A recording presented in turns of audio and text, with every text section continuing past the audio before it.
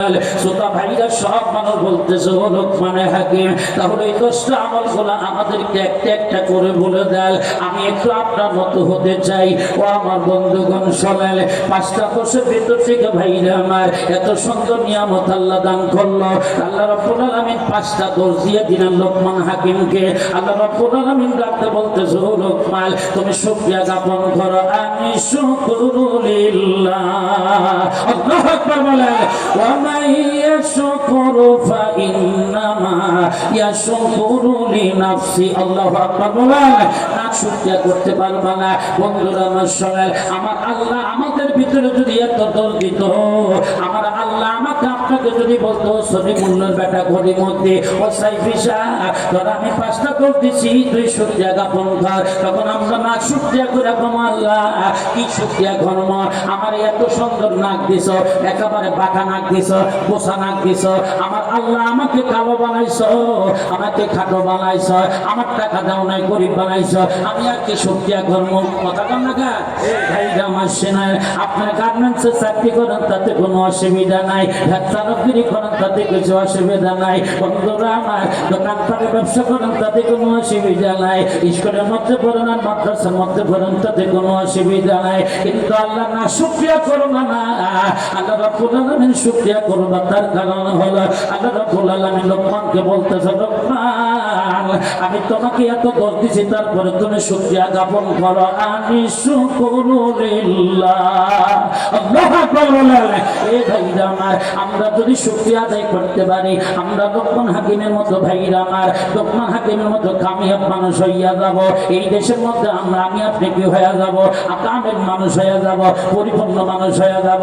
বন্ধুরা আসল লোকমান হাকিম বলতেছেন, বাবারা এই 10টা আমল যদি কোনো ভ্যানচালন করতে পারে, কোনো নিশা বংশের মানুষ করতে পারে, কোনো কালো মানুষও করতে পারে, কোনো সুন্দর মানুষও করতে পারে, আমি লোকমান হাকিম বলে গেলাম রে, তার তাকেও আমার মতো সম্মান এই পৃথিবীতে দিয়ে দেবে। একটু করে কন্যা সুবহানাল্লাহ।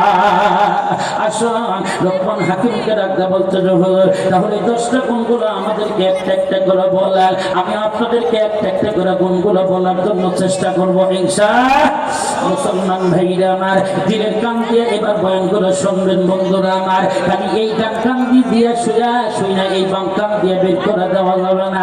এই 10টা আমলগুলো ভাইরা আমার আপনার সাহেব জনাব হযরত মাওলানা আব্দুল বাসেত খান সাহেব আসার আগে আমি ফিনিশিং দেওয়ার জন্য চেষ্টা করব ইনশাআল্লাহ। মুসলমান ভাইরা আমার, যে কয়টা টানা যাক টানো, আসুন একটু সামনে দিকে চলে। লোকমান হাকিম ডাকতে বলতে, বাবা আমি 10টা আমলের ভিতর থেকে আমার প্রথম নাম্বার আমল, আমি যতদিন পর্যন্ত জীবিত ছিলাম, এই শহর অঞ্চলের ভাষীর ভাইরা, আপনারা শহর অঞ্চলের মানুষ দেখে আমি বক্তৃতাটা করতেছি ভাইরা আমার। গ্রাম দেশে আজকে প্রোগ্রাম হলে এই বয়ানটা আমি করতাম না, তার কারণ এই শহর অঞ্চলে ভাইরা আমার গুনার কালার, শহর অঞ্চলের গুনার কালার দেখছেন।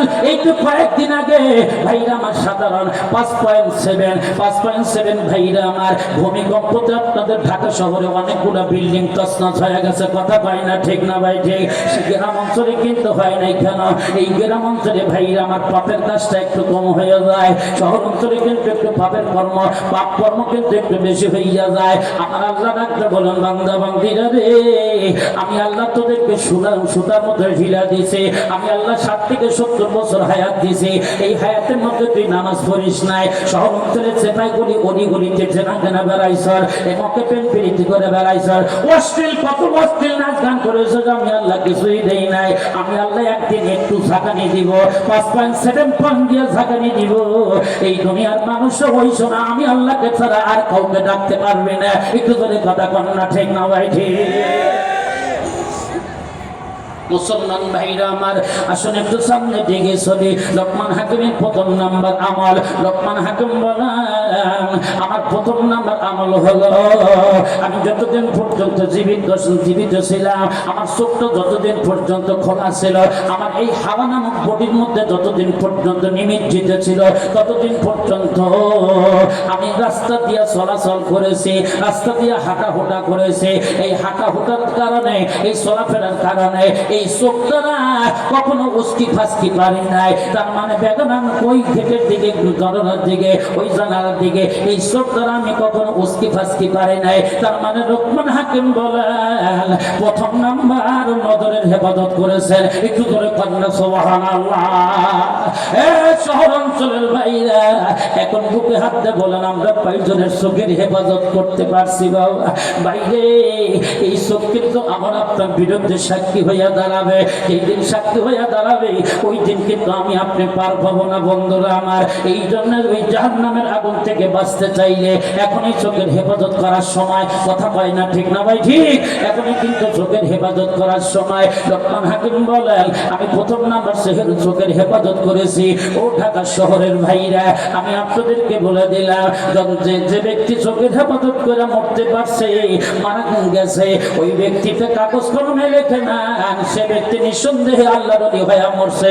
আর যে ব্যক্তি ওলির খাতায় নাম লেখা মরছে, মরতে দেরি হবে, খবর রাখতে দেরি হবে। আমার আল্লাহর জান্নাতের ফেরেশতারা জান্নাতের বিছানা বিছাইতে দেরি করবে না।